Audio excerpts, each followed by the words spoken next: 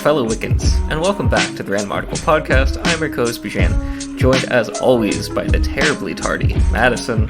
How are you doing today? It was 1 minute, Bijan. By my watch, it was 3 minutes. Oh, geez. Look, I was doing dishes. That's like your favorite activity, so... Okay, I guess then that's permissible. Our goal here is to read every Wikipedia article ever written, and we're going to go through them one by one, clicking that random article button, and just to make sure that everything is truly random, Madison will be using the Richter scale to see how many times we click that random article button. Let's get into it. What even is that? The earthquake thing? It is the earthquake thing. How are we going to do a quarter of the...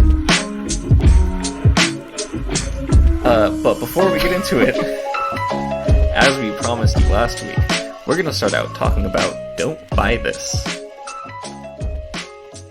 Also known as Don't Buy This, 5 of the Worst Games Ever, is a compilation of video games for the ZX Spectrum, released in 1985. As described on the box, it contains 5 of the poorest games submitted to publisher Firebird. Instead of rejecting the submissions, they decided to mock the original developers by releasing them together and publicly brand it as unoriginal and awful. That is salty. What? Amazing. If Firebird even disowned all their copyright to the game and encouraged buyers to pirate it at will. What? I mean, it's named appropriately. Oddly enough, reviews were universally negative, with critics questioning how to critique the game due to its publicity being based on it being a collection of bad games. I mean, yeah, so if it is, or if they are bad, then... How do you review it? You give it a good review because it lived up to, I don't know, that's hilarious. It reminds me of that MC Lars song. Hot Topic is not punk rock? No, he has one, Download This Song. Yeah. Now I'm going to have that stuck in my head all night. So it had 5 games on it. The first being Fido 1, followed by Fido 2. Puppy Power. Fruit Machine, Race Ace, and Weasel Willy. These all sound like great games. Fruit Machine, that was probably just like Ninja. Fruit Ninja. I remember that one. That was a good game. Remember Angry Birds? Oh, yeah. Remember Doodle Jump? Oh, yeah. Oh, Yeah. What a time to be alive. I miss that stuff. When I was in school, someone that I knew always played those games when, like, he was taking a poo. And so, Angry Turds and Doodle Dump. I played them like 24 hours a day. I remember like spending way too much time on that. Yeah, those were the days. So what's the ZX Spectrum? Like, am I supposed to know what that is? I have no idea. Oh, look at the picture of it. It's just a keyboard. It's letters. It's a 8-bit personal home computer. I mean, I feel like a lot of those like original like console games were kind of keyboardy. Well, because they were just computers. It's just a PC, right? Right, yeah. And that's just like the input device. So Fido 1, one of the games on it, the player controls a dog named Fido and tries to defeat moles and birds. This sounds great. What's wrong with it?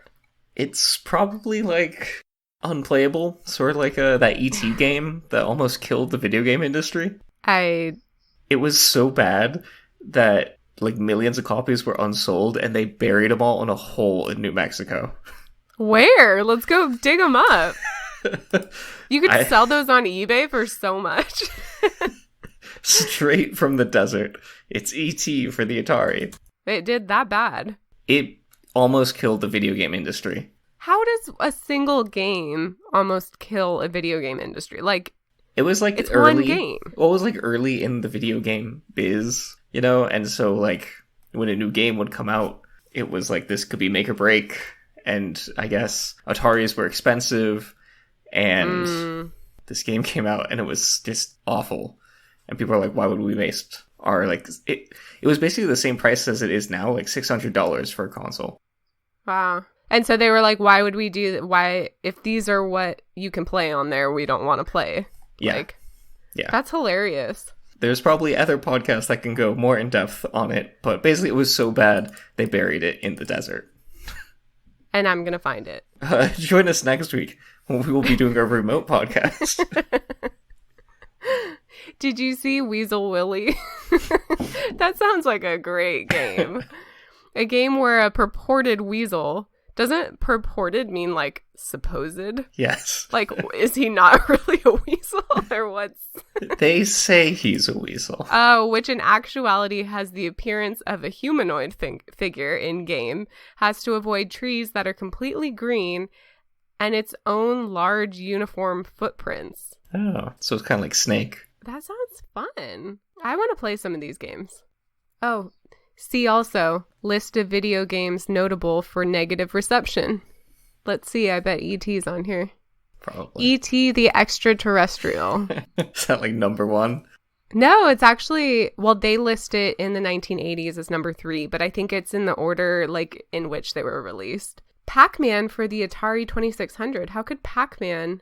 I mean, the home console Pac-Man, probably wasn't as good. Let's see what the most recent one is. Wait, I just remembered. I don't care. Okay.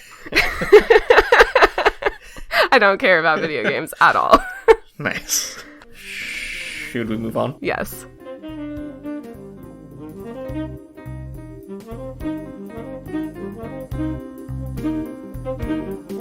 Let's talk about Shishiga. I don't know who pronounced that correctly.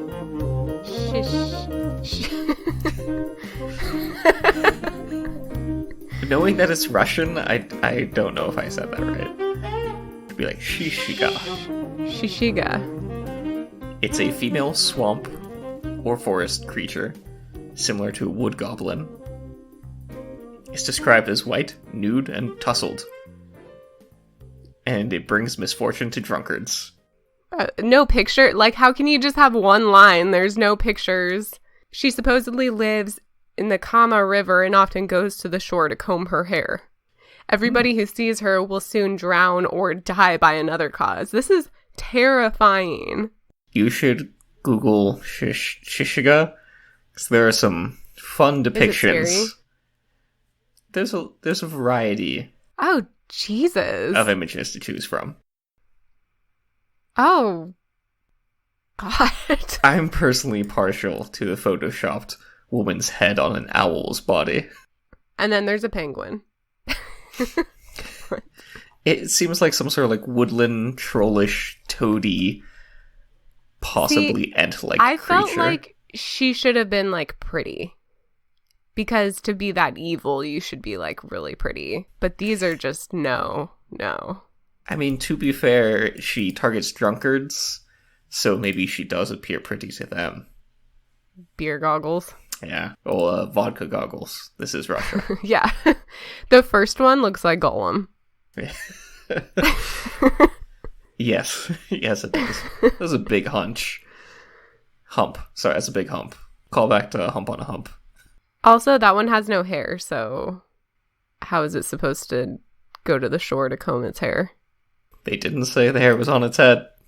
Ooh, this one's creepy. Okay, do you remember Moo Moo or something? My mom called it Moo Moo, and it wasn't called Moo Moo, but we call it Moo Moo because my mom called it that. It was like some internet thing that was supposedly like making kids commit suicide and stuff. Moo Moo. It wasn't called Moo Moo. That's what my mom calls it. Like the videotape from The Ring. No, what it was like there was like someone behind it who would like chat with kids and like convince them to commit suicide. It was like, It was like a demon using the internet. Momo. The Momo Challenge was a hoax challenge. and an internet urban legend that was rumored to spread through social media and other outlets. It was reported that children and adolescents were being enticed by a user named Momo to perform a series of dangerous tasks, including violent attacks, self-harm, and suicide.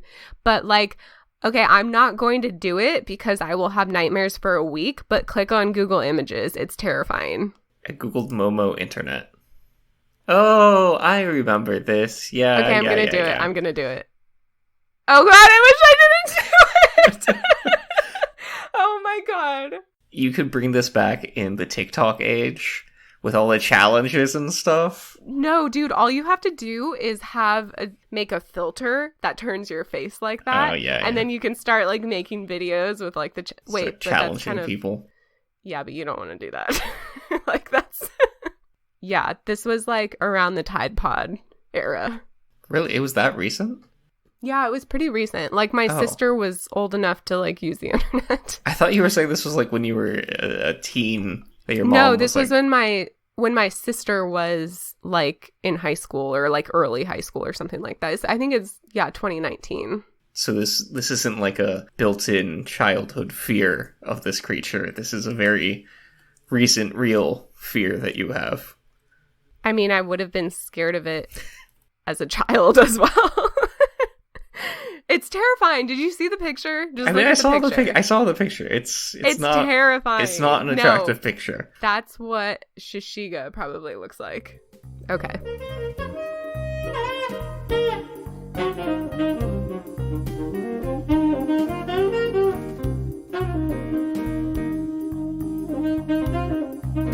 Let's talk about witch windows. Spooky. In American vernacular architecture, a witch window, also known as a Vermont window, is a window placed in the gable end wall of a house and rotated approximately 1/8 of a turn from the vertical, leaving it diagonal. So it's parallel to the roof. It's got like a really steep roof. And the window...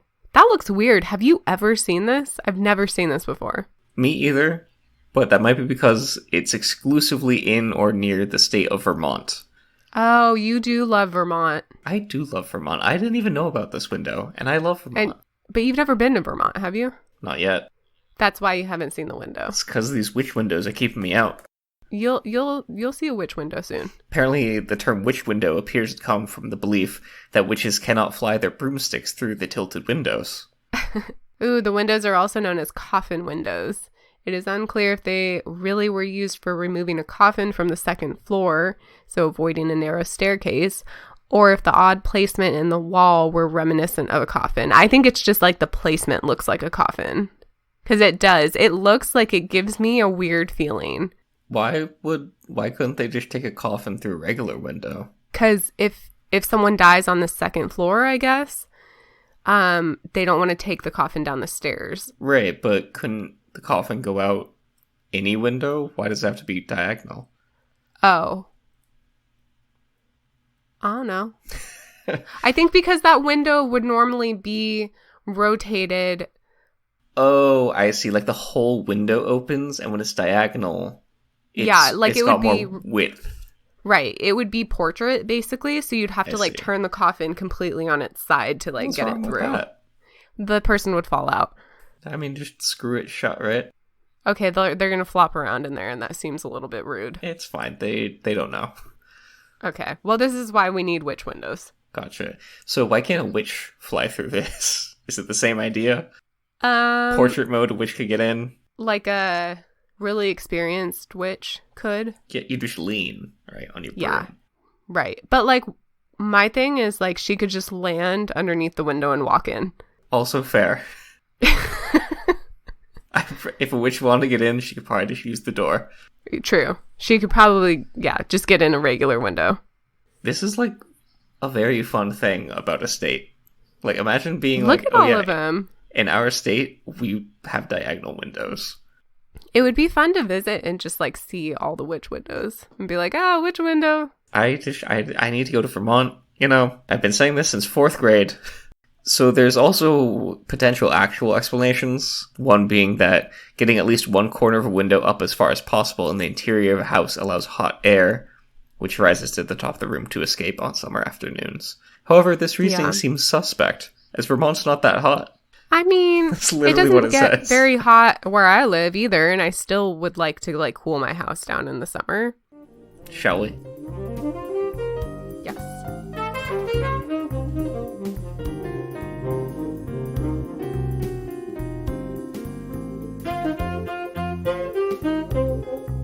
Let's talk about Fate, the Winx Saga.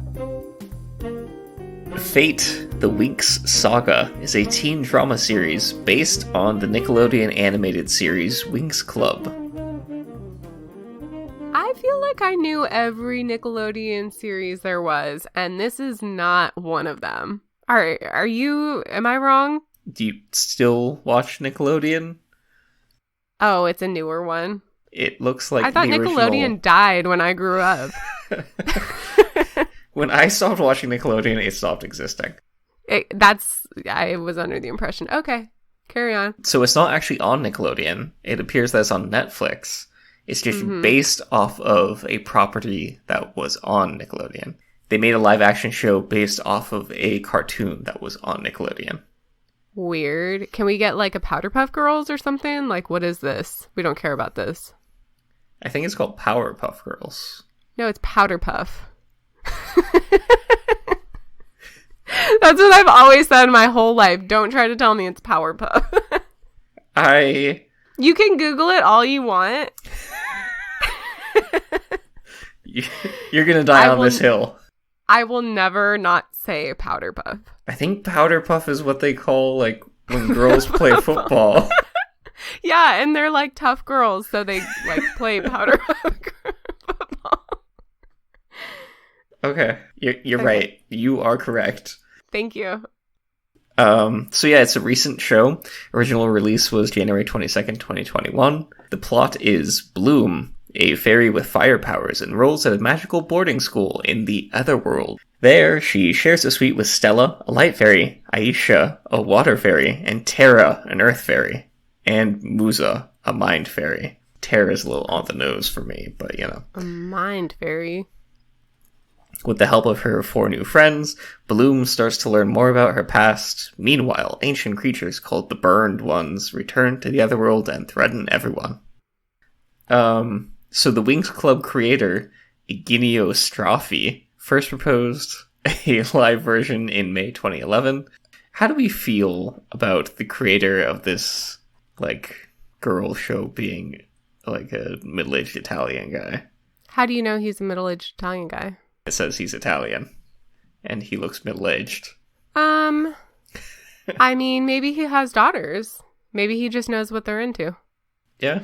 Or maybe he likes to show up at middle schools and be like, hey, I made the Winx Club, get into my van. You know, that's not the angle I was going for. I wasn't saying that he's like a pedophile. I just meant that, like, you know, if someone's going to create a girl show, maybe. Well, who's it gotta be then? A teenage girl? Like, they can't work. Well, like, you know, someone that once was a teenage girl and understands what they care about. I think it's more about understanding, like, the industry and your demographic than, like, really, like, having experienced what they're experiencing. Well, I mean, that's, like, how you create the actual show. But, I mean, if you want to, like, you know, have a good show. Well, was this a good show, though? It got a live-action remake, so maybe. Yeah, but was that even good? It seems like it probably sold a lot of toys, and thus... Right, exactly. It was good. So, I'm sure the writing wasn't top-notch. Yeah, it seems like one of those shows that's created to sell toys, not to inspire. Right. Well, because kids will sit and stare at anything that's colorful and moving, right? So, I mean, not just kids. Me too. Well, yeah, but okay, yeah. Let's move on.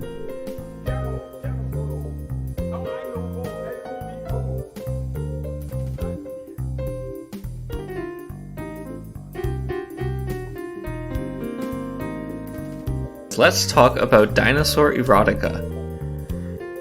What?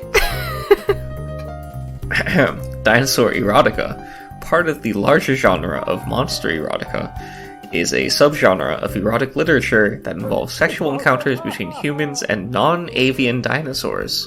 Dude, you would die so fast, so quickly. Yes. No. I'm drawing the line here. Works include titles such as Taken by the T-Rex, Ravished by Triceratops, and A Billionaire Dinosaur Forced Me Gay. Forced Me Gay. Despite being called by some in media the Kardashian of erotica, the genre's titles have generated sales and media interest. What does that even mean? The Kardashian of erotica. I imagine like a lot of flash with no substance, like clickbait, you know. I have heard of these novels before. That is not something you want to be admitting here. As a dinosaur enthusiast, I'd have to say, Oh, God. that I love these novels. Works of dinosaur erotica tend to be self-published short stories. Surprise, surprise. I won't say that I haven't read some of them. Oh, my God. You know, I heard about them, and I looked it up. I'm like, what is this? And I clicked on it, and it was like a page, and so I read it, you know? And how was it? Out of 10? 69 out of 10. 6.9. Often focus on common themes such as prehistoric female hunters who save their tribes from threatening male dinosaurs by having sex with them. Don't love that. I just don't get how a human could read this and be like, oh yeah, this is good. This is turning me on right now. I don't know if they're supposed to be sexy. Then you're just reading it for entertainment? Like what? Yeah. Other than, aside from you, Okay. what are people clicking on this for? Historical accuracy. No.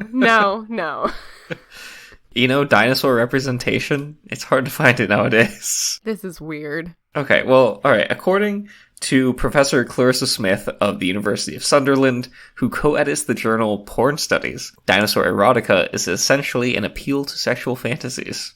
Okay, never mind. She lost me. The idea of having sex with a dinosaur is outside the realms of possibility. It's a bit like magic, where all rules become suspended. And for that reason, it may well allow for kinds of imaginative risk-taking impossible in more standard couplings. Okay, I think this is the thing that I find weird about it. If there Okay. if there was like erotica about like cavemen or something like that, where you wanted to have sex with cavemen because they're primal and whatever. Like, I get that. I get it. That's that's your thing. You love Geico, yeah. I just don't get it. Like, that means you think that dinosaurs are sexy. Maybe not all of them, but some of them. I'm really into the stock photo, though.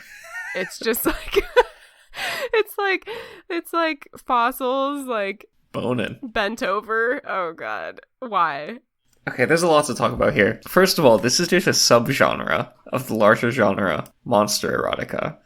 So that might be more your speed, is what it sounds like. I think I need to understand the monster erotica before I can even begin to touch on the dinosaur erotica. Exactly. This is more niche. So, the monster erotica, you got like Bigfoot, and what they say about monsters with big feet. Big footsteps. Well, okay, but here's the thing. Like, Bigfoot is a lot more human than a dinosaur. Right. Have you not delved into the deep, dark recesses of the internet? Bijan, and seen what people are into? No. Have you not been in the Yahoo chat rooms recently? Recently? No. I sell clothes online and that's about it. Like, have you not heard of Vor? That's like a thing. People are into some weird things. Don't what Google is it? Vor. Okay. There's a section called Authors and Works. Noted authors of dinosaur erotica include Christy Sims. Oh, Chuck Tingle. That's the guy that I know. How do you... Okay. His name's Chuck Tingle. How do you not know You're him? way too familiar with this. Who is Chuck Tingle? He's got a link. I just want to see... Oh, there's no picture. It's a pseudonym, of course. Because, like, if people knew his real name, he'd get nonstop fan mail. Right. He primarily writes gay niche erotica. Stories mainly take the form of monster erotica, including sexual encounters with dinosaurs, imaginary creatures, and even abstract concepts. In 2016, his short story, Space Raptor Butt Invasion, was a finalist for the Hugo Awards. Yeah. When I Googled Chuck Tingle, like, there's a bunch of purple links. I've definitely looked this guy up before. Oh, no. Okay, I'd just like to read the name of some of his works. Please. My billionaire triceratops craves gay ass. Pounded by President Bigfoot. Taken by the gay unicorn biker. Why is he a biker? I'm gay for my living billionaire jet plane and creamed in the butt by my handsome living corn. Corn? I hope he makes picture books because, like, these are too good. Oh, there are covers for these books. You need to go to chucktingle.com, please. Okay, wait. But can I just read his most clever title? Mm-hmm. Pounded in the butt by my book. Pounded in the butt by my book. Pounded in the butt by my book. Pounded in the butt by my own butt. It's like a picture within a picture. Wait, what? He's pounded in the butt by his book. Uh-huh. And the title of that book okay. is Pounded in the Butt by my book. Right. And the title of that book is Pounded in the Butt by my book. Clever. But finally, the original book that pounds him in the butt is Pounded in the Butt by my own butt. This is art. I am a fan. I am now a fan. You're all in on Chuck Tingle now. I'm now visiting chucktingle.com. This guy is, or girl, I don't know. A hero. Person. They're a national hero. The headline, Chuck Tingle is the greatest author of our generation. Agreed. Not wrong. This is too good. He has a Patreon. You can become a patron and subscribe for fresh tinglers. Oh, Instagram. Let's see if I have any followers in common. Oh, he has apparel. I'm going to buy merch. What is it? You can get a sweatshirt with a bunch of his covers on it. And it's called Tingled All Over. Oh my god, there's a shirt that says Space Raptor Butt Invasion. These are amazing. Oh, those are the cover. That's actually cool. Oh, there's towels. You can buy a towel with handsome billionaire jet plane. Perfect. His book about Trump is called Donald with an M instead of an N. Donald Trump's ass is haunted by the handsome ghost of his incriminating tax returns. Is this the greatest man? Just period? The greatest man? Chuck Tingle? Billionaire Elon's mug takes the handsome planet Mars in his butt. I love this person. I don't know who this person is, it's Chuck but Tingle. They deserve every fan that they have, and I am now a fan. I'm now following him on Twitter. His bio, world's greatest author, PhD from DeVry University in holistic massage, inventor of the Tingler. Oh my god. I'm so glad I discovered Chuck Tingle. So yeah, Chuck Tingle. That's not what we were talking about. No, but I accept the dinosaur porn. Now that you know. Yeah, just for having discovered Chuck Tingle. Wait, let's read a little bit real quick about his personal life. So we don't know who he is, obviously. He has described himself as bisexual. He presents himself as a Taekwondo grandmaster from Billings, Montana. Like you said, acquired a PhD in holistic massage at DeVry University, which does not offer such a degree. In 2016, a person presenting as Tingle's son, John, which I'm going to guess was actually Tingle, sure, stated in a Reddit Ask Me Anything session that Tingle is an autistic... What's a savant?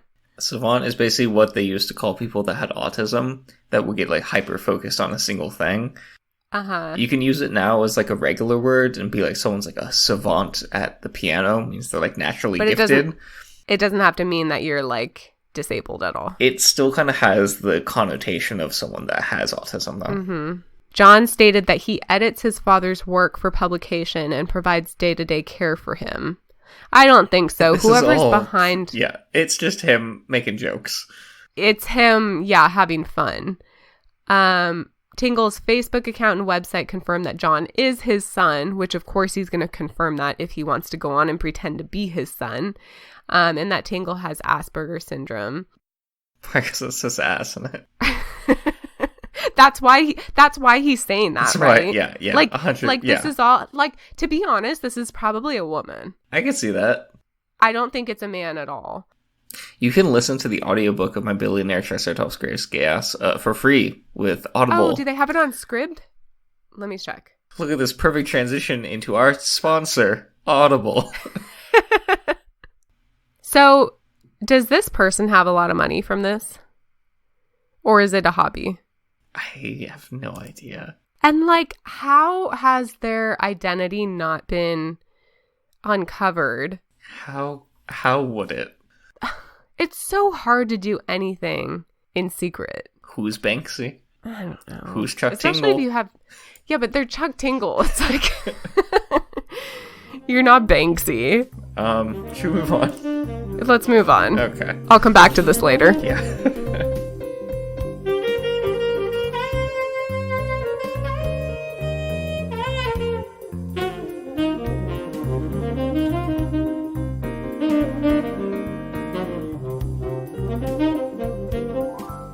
Let's talk about Tennis Girl, or Nudie Patooties. Tennis Girl is a British poster of a female tennis player without underwear that has become a pop icon. Huh, look at her little bum. It's out and about. It's nice. It's a cute little bum. It's nice. The photograph was taken by then 30-year-old Martin Elliott and features 18-year-old Fiona Butler. Oh, this is from 1976. His girlfriend at the time? 30, 18. Okay. All right.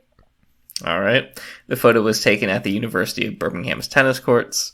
The dress was handmade by Butler's friend. Well, I honestly did not notice the dress, but okay. That's a handmade dress. Wait, so was this like a photo shoot? I'm confused. Or was it just like they were actually playing tennis and he just snapped a picture of her? I would assume that it was a photo shoot. I would think that if you're going to play tennis, you might wear underpants. Yeah, it says Knotts also supplied the tennis racket with all of the borrowed items later returned by Butler after the shoot with a box of chocolates. That's so specific. Very specific. Butler borrowed the plimsolls from her father, which apparently is a type of shoe. Those are her dad's shoes? I guess They're not so. that big. And apparently the tennis balls were actually the dogs, so not actual tennis balls. Oh, I guess maybe we should describe this picture for people that listen to this podcast. Okay. Oh, you want me to do it? It's the back of a girl, 18-year-old, so she's a woman. She's got a little white dress on, which is hiked up. It's super short in the first place, so it's not like it's hiked up that much, but it's hiked up a little bit, and she's got just her hand on one of her cheeks and a tennis racket in the other. The specific cheek is a butt cheek. It looks like she's scratching her butt to me, doesn't it? It looks like she's like pulling a wedgie, but she's not wearing underwear. She's not wearing underwear. Yeah, that's an important thing to note. But you can't see her face, so... And you can't see her cooch either. It's like cute. It's not like raunchy. It's not like whatever. It's just like a little bum. It's like that, what was that suntan lotion with the girl getting her pants pulled down? Yeah, except for that was a kid. That's like a little bit different. Like that's actually... This is like also a kid. She's 18. Yeah, but it's not that kind of cute. I don't know. It's just a little bit different. It feels like it's supposed to be sexy, but like... Yeah, like it's like supposed to be sexy. Exactly. Like, ooh, like oh showing my a little bit Lanta. off. Yeah, exactly. I think it's cute. I don't think it's sunscreen little girl cute, Sure. but I think it's like mildly sexy cute. Well, they broke up 3 years after the photo. The woman said that she was not embarrassed about posing, nor bitter that she did not receive any royalties from the photo. Oh, that's messed up. It became huge it sold over 2 million copies at £2 per poster. So 4 million pounds. Yeah. And she didn't receive any of it. I mean, that's messed up, but as far as the embarrassment goes, like, there's nothing to be embarrassed about. Like, you have a cute butt, your face isn't in it, you can't see anything, you know, it's just literally the back of your butt. And I feel like back in the day, when there was, like, a sexy photo, it became, like, a thing. yeah, that's what they say. It was a pop icon. Pounds, the exchange rate, basically made, like, $5 million. And then also the dress was sold for £15,000. The racket went for like £2,000. Okay, yeah, she should have been paid. Oh, but speaking of butts, but just like that photo of the what is it, the sailor kissing that woman, you know, that famous photo? Yeah. There are doubts. In February 2015, Peter Atkinson from Marshgate, Cornwall, came forward to insist the photo was actually of his ex-wife, producing in evidence 2 items, one showing the same image and the other a close variant, seemingly taken on the same occasion. Both dated 1974, 2 years before the Butler photo shoot. But, like, why would he lie about, maybe because, like, because the original woman like would have wanted to get paid for it or something, so he's like, okay, screw you, I'm just gonna, but he didn't know it was gonna blow up like it did either. Why did so many people come out and say that they were the sailor or the woman in that kissing photograph of to make money and to get credit? Like, yeah, that was me. Yeah, dude, their faces were in that one. It would be like a lot easier to identify, but they're like old people that don't have LinkedIn's. And their faces aren't being tracked by the metaverse, so... Yeah, but, like, show me a picture of you at this age, and I'll believe you. I mean, I think that one, though, is, like, it's also really hard to see. They're, like... Yeah. They're smushing faces. That sure was educational. Join us next week, when we're going to start out talking about the Bacon Cookbook. And that's a wrap.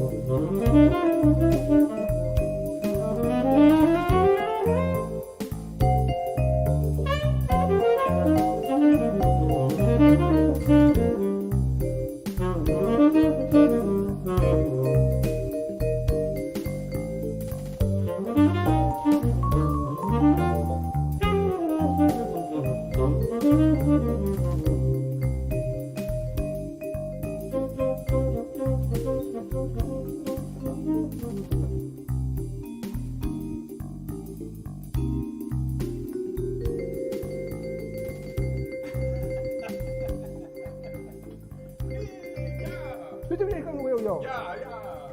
So, ich gehe von Bord. Ich gehe von Bord vom Kreuzfahrtschiff. Ja, der Tier geht von Bord. Ich gehe von Bord. Das Schiff sinkt, Scheiße, die Fox kommen, das Schiff sinkt. Mist. Machen wir ein schönes Ending-Intro, mal sehen, ob es klappt hier.